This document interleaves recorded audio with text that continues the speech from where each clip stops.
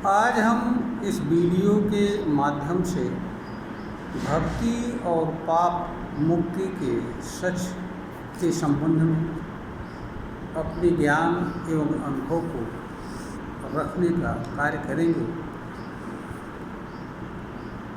इस धरती पर जितनी भी ईश्वरवादी मान्यताएं हैं वह सभी भक्ति के माध्यम से पाप मुक्ति की बात करती हैं। क्या ऐसा संभव है या नहीं है, इस वीडियो के माध्यम से हम अपनी बात रखने का प्रयास करेंगे।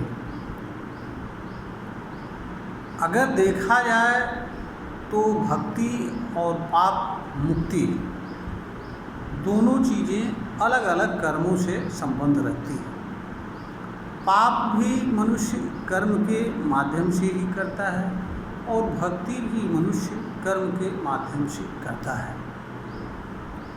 अगर कर्म के सिद्धांत को समझ लिया जाए तो इसकी सच्चाई को समझा जा सकता है। जहाँ तक कर्म के सिद्धांत की बात है, मनुष्य का हर कर्म अलग अलग प्रभाव छोड़ता है। भक्ति और पाप की मुक्ति दो अलग अलग कर्म हैं और इन दोनों से एक दूसरे का कोई संबंध नहीं है। भक्ति के कर्म का लाभ अलग है और पाप से मुक्त करने का प्रभाव अलग है। मनुष्य एक कर्म के से दूसरे कर्म के प्रभाव को मिटाने की क्षमता नहीं रखता है, क्योंकि इस तरह की अनुमति कर्म नहीं देता है। जहाँ तक कर्म और उसके प्रभाव की बात है, वह मनुष्य एवं उसके वर्तमान अस्तित्व से जुड़ी चीज़ों से ही संबंध रखता है और मनुष्य का कर्म मनुष्य के शरीर और वर्तमान अस्तित्व से संबंध रखने वाली चीज़ों पर ही अपना प्रभाव भी छोड़ता है। कर्म के प्रभाव से ही मनुष्य को किसी तरह की पीड़ा या दुख होता है अथवा किसी तरह की सुखद अनुभूति होती है। कर्म का प्रभाव मनुष्य के कर्म के साथ साथ चलता है। यह ना तो आगे चलता है और ना पीछे चलता है। इस कारण से जो पीड़ा और दुख मनुष्य को होती है वह कर्म के साथ होती है। कर्म जब मनुष्य बंद कर देता है तो कर्म से होने वाली पीड़ा धीरे धीरे उसका प्रभाव शरीर से खत्म हो जाता है और उसका प्रभाव से मुक्त होने पर शरीर कर्म से जो पीड़ा होती है उससे वो मुक्त हो जाता है। भक्ति एक अलग तरह का प्रभाव होता है, छोड़ता है, और पाप का कर्म एक अलग प्रकार का प्रभाव छोड़ता है। यह सच है कि मनुष्य हर समय कोई न कोई कर्म करता ही रहता है। कर्म का अर्थ बाहरी क्रियाकलाप से नहीं होता है। कर्म का अर्थ आंतरिक कर्म में भी आता है। मनुष्य कुछ क्षण के लिए बाहरी कर्म से विरत रह सकता है, परंतु वह आंतरिक रूप से संपन्न होने वाले कर्मों से कभी मुक्त नहीं रहता है। मनुष्य हर समय किसी न किसी चीज़ पर विचार करता रहता है, निर्णय लेता रहता है। यानी मनुष्य के जो मन के माध्यम से जो कर्म संपादित हो रहे होते हैं उन्हें मनुष्य हर समय करता रहता है। मनुष्य के मन के क्रियाकलाप का प्रभाव मनुष्य के शरीर पर पड़ता है और मनुष्य के द्वारा मनुष्य के शरीर के माध्यम से होने वाले कर्मों का प्रभाव मन और मनुष्य के शरीर से जुड़े अन्य चीज़ों पर भी पड़ता है। तो मनुष्य ईमानदारी से देखा जाए तो हर समय वह किसी न किसी कर्म के प्रभाव के अधीन रहता है। उसका शरीर कर्म के प्रभाव के अधीन रहता है। जब मनुष्य कर्म में बदलाव करता है तो मनुष्य का शरीर और उसका मन बदले हुए कर्म के प्रभाव में आ जाता है। इस कारण से मनुष्य को इस तरह का भ्रम होता है कि उसने के द्वारा जो पहले किए गए कर्म थे वे उनसे वह छुटकारा पा गया। वास्तव में छुटकारा मनुष्य नहीं पाता है।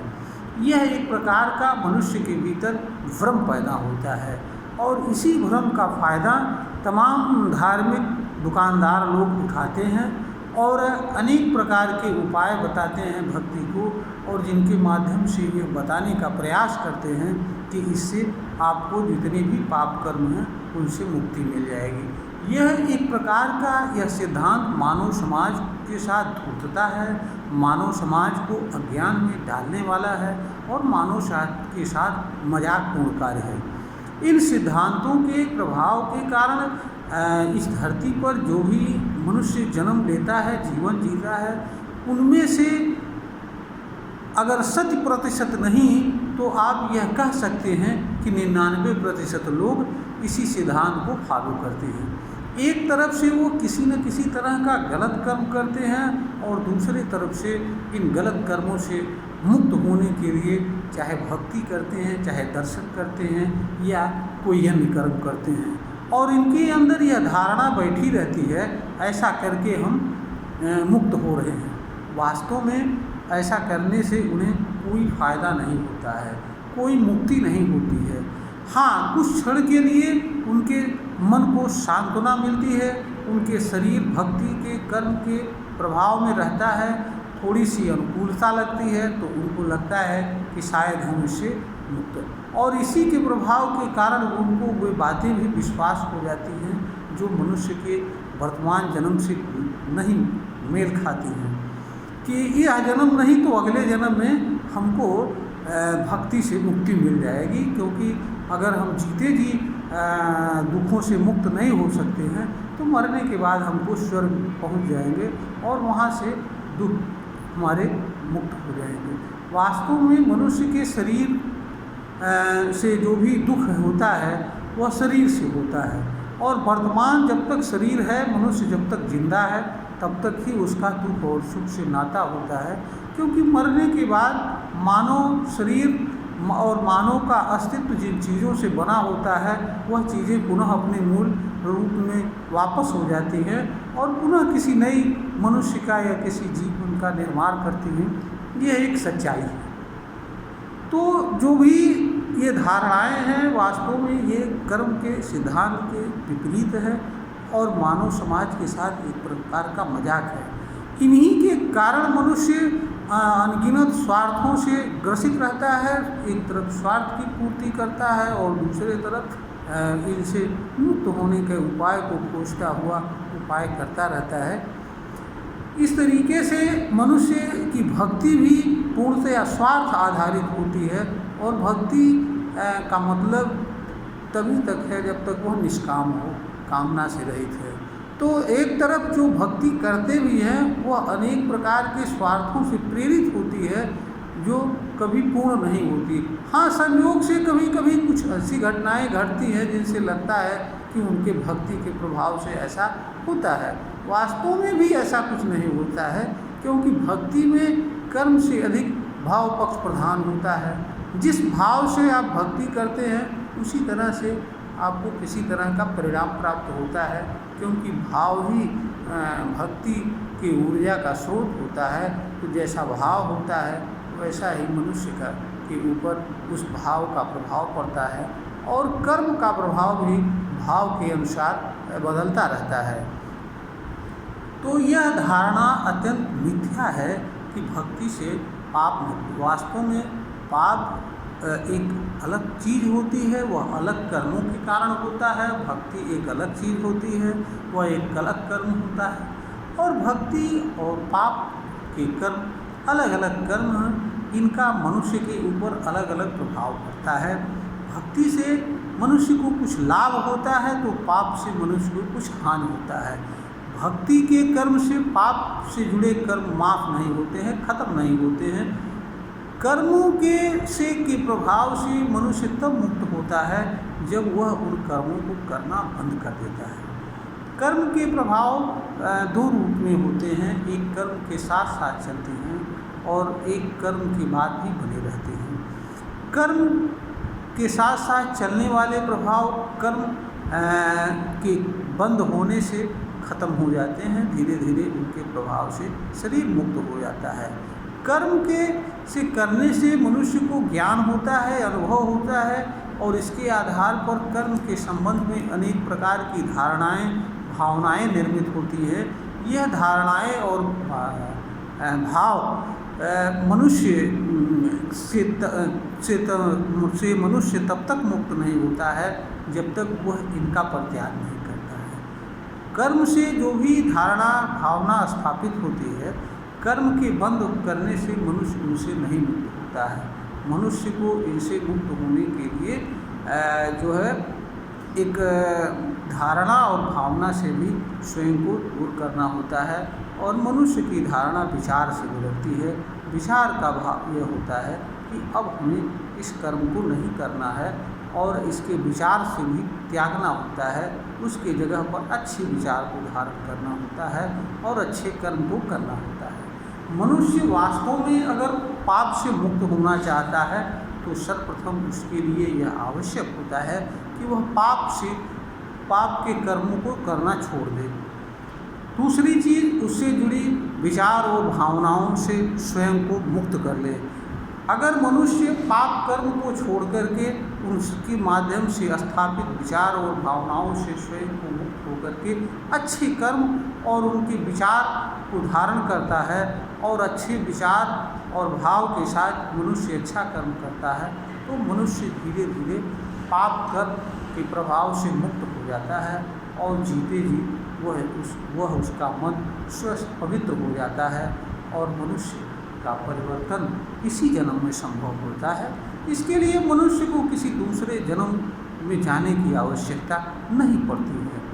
मनुष्य का कर्म ही और विचार ही मनुष्य को बुरा बनाता है, मनुष्य को पापी बनाता है, मनुष्य को अधर्मी बनाता है, और विचार और कर्म व्यवहार ही मनुष्य को अच्छा इंसान बनाता है, पापों से दूर करता है। तो मनुष्य भक्ति से नहीं मुक्त हो सकता है, क्योंकि भक्ति तो एक विशेष प्रकार का कर्म होता है। हाँ, भक्ति से कुछ मानसिक सांत्वना और मिलती है थोड़ी देर के लिए, परंतु जैसे ही भक्ति कर्म करना बंद करता है मनुष्य पुनः अपनी पुरानी अवस्था में आ जाता है और पुरानी अवस्था से संबंध रखने वाले कर्म को निरंतर करता रहता है।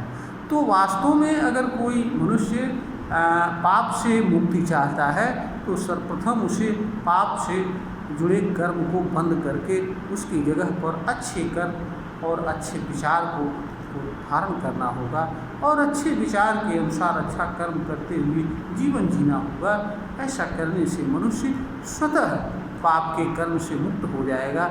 उसे किसी अन्य चीज़ को करने की कोई आवश्यकता नहीं होती है।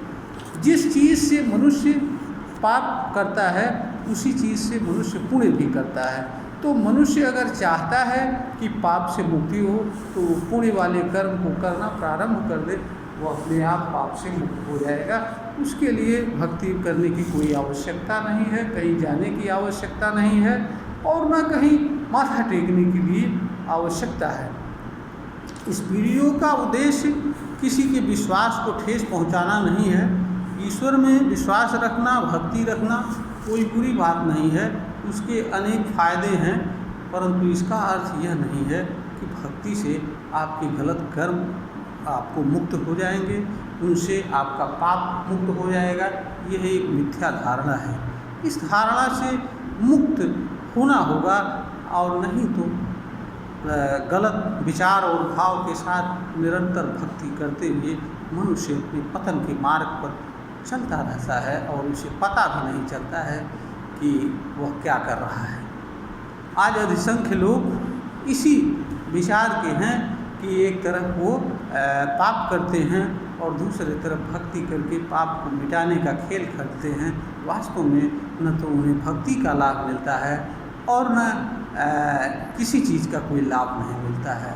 जन्म भर स्वयं पीड़ित होते हैं, दूसरों के पीड़ा एवं दुखों का कारण बनते हैं, परंतु उन्हें इसका ज्ञान भी नहीं होता है, क्योंकि वह मान कर चलते हैं वह जो कुछ कर रहे हैं अच्छा कर रहे हैं। तो जब मनुष्य अपने बुरे कर्म को ही अच्छा कर्म मानकर चलता है तो वह अज्ञान के ऐसे कुएं में जाता है जहाँ से वह कभी भी निकल नहीं पाता है। तो पाप से मुक्ति के लिए मनुष्य को भक्ति के बजाय उन कर्मों को त्याग करना होगा जिन कर्मों से वह पाप को करता है, और उसकी जगह पर उसे अच्छे कर्म यानी पुण्य वाले कर्म को स्वीकार करना होगा।